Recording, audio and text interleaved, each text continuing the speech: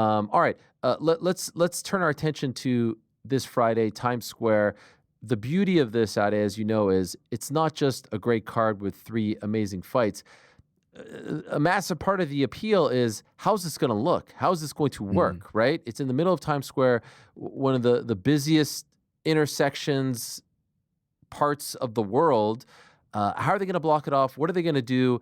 And even little things I feel like we haven't even really thought of. Like, all right, so if someone's fighting at Tottenham Hotspur, like they're in the locker room, there's a Yeah. walk. There's like, where are they going to train? Where are they going to warm up? Where are they going to get their hands wrapped? What's the walkout going to be? I asked Ryan Garcia earlier today. He said he thinks there's an element where they get in a taxi and then the Huh? taxi brings them over. So I guess they'll block off a section. But to me, as great as the fights are, I want to tune in just to see how it all looks. You know what I mean? And that's unique in Yeah. its own right. That's what makes Friday so special. Yeah, we haven't seen anything like this. And as you say, there are still so many question marks. I mean, are they going to stay in hotels nearby, lobby of Yeah. hotels? Are they going to kind of corner off a section of the lobby? And is that going to be where every fighter gets warmed up and as you say, wrap their hands? I'm so intrigued by how it looks. I mean, we're hearing it's going to be 250 to 300 sort of VVIPs ringside. And then I'm guessing there's going to be thousands of people Right. just walking by and stopping, and they get to watch, six of the best boxers for free. I guess that's how it's going to play out, and some are going to have really good vantage points from sort of buildings in and around Times Square. I I was going to come over and watch this. I'm not. I've got other things to do, but I was going to sort of get on a plane by myself and just come and see this because I think this is going to be a spectacle. This is a once in a lifetime thing. So very intrigued to see how it works. Fingers crossed the weather stays as good as it is right now in New York because we know things can change very quickly. And if it starts raining, then all bets are off. It doesn't work. So it needs the sun to stay out. As of right now, it doesn't say, it says that there might be some rain in the morning, but nothing Really? in the evening. Well, I don't even see. It's like on the thingy, it says it says rain, but I don't actually see where the rain is. But nothing at around 5, 6, 7, 8 o'clock locally, and it says that around Mm. that time. It's by the way, is it going to be that warm? Jeez Louise, it's going to be around like 78 degrees Fahrenheit, which is like 26 or so Celsius, which is a, Okay, a that's hot. beautiful night. It's been pretty warm Mhm. these days, so they're apparently getting very lucky. Um, there's so many intriguing storylines here, like Ryan coming back to New York, right? I was surprised that he even wanted to come back to New York after everything that happened last year in Brooklyn. Ryan Yeah. not fighting Devin on this card, and we were lamenting the fact to a degree, like you know what, you got them. Sometimes the stars don't align. This guy's fighting in June. This guy's fighting in October. It'd be better if they were fighting around the same time so that they can fight, after their respective bouts, all that stuff and more. But I've kind of come to the conclusion that Ryan versus Devin is so big, the rematch, that let's just say Ryan wins and Devin loses, or Devin loses and Ryan wins, or they both some way somehow lose. And I know that's a massive, massive, massive leap, but I just think we're getting the rematch regardless. In other Okay. words, do you think they both have to win for us to get the rematch later this year? Yes. Hmm. Yes. Honestly, I really do. Now, for it to be what we want it to be, Oh, of course, what we want, but I sometimes yeah. what we want and how it plays out are a little different. I feel like there are too many other options at 147 or 140 for both. If one loses, I mean, Teofimo Lopez is still hanging around, Jaron Ennis as well. I mean, there are other guys out there. If one of those guys loses, that will sort of fit in to that hole, and it will still be a big fight. I'm with you, by the way. I don't know if this is what you're saying, but one favorite's losing this weekend. Oh, okay, that's not Yeah, I'm necessarily what I was saying. I was just trying to say, one like, favorite. I'm convinced that wow, the boxing gods have a funny way of yeah. messing up plans when we think plans are already sorted for the future. And there are a lot of favorites fighting this weekend that seem to have plans for other fights. Obviously, Canelo, Crawford.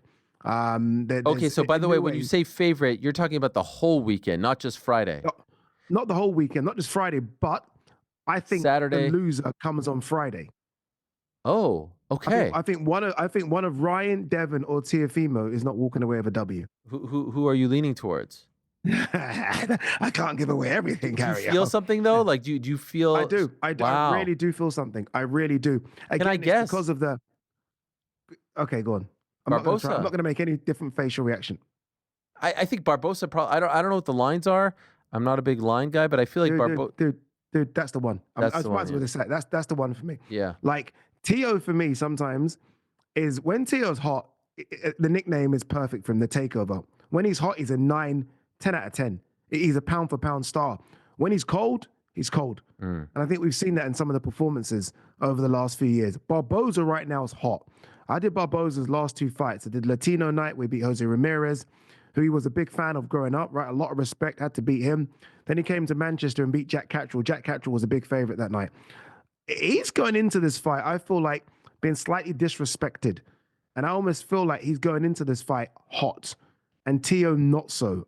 I see a banana skin there. I really do. I think Wow. Barboza is a good fighter who's finally coming into his own. I mean, we covered his fight at the Barclays, and he wasn't great that night. I actually thought he lost. Right. Since then, it's a completely different Barboza. If I had money, and I don't, I would not be putting any money on Tio to win this fight. Well, it is worth noting that he is the smallest underdog on the card. Currently, I'm seeing plus 185, Ramirez plus 700, and Rolly plus 550. So it's not a leap to pick him as the underdog most likely to win. But I agree with that because he has been on this trajectory. He looked great against Catterall going into enemy territory. There's obviously a little bit of bad blood here. They did not face off yesterday. They got into it back in February, so you see there was a lot of distance between the two of them. But I think Barbosa, of the 3 B-sides, is the best and the most accomplished and really the toughest test at this juncture of his career, comparing all 3. No knock on Ramirez or Romero, but he is the best of that bunch. So I could definitely see that as well. I guess if one favorite was going to lose, it is the best case scenario because Lopez has a few options. Ryan and Devin have each other, and you really don't want either one to lose going into that planned rematch in October. That's what we've been told. And so the best case scenario is they both, and Haney in particular reminds you, all right, I'm the man. Garcia looks just as good as he did back in April, if not better. And then we get that rematch. I have to say, though, I'm just blown. I can't get enough of just how different he looks and how different he sounds, his demeanor. Like, he has like a fresh face. It's almost like someone like wiped the plates, his hair, everything about it. He was so unhealthy and so erratic. It was so uncomfortable to watch him last year in Brooklyn. The man today is just calm.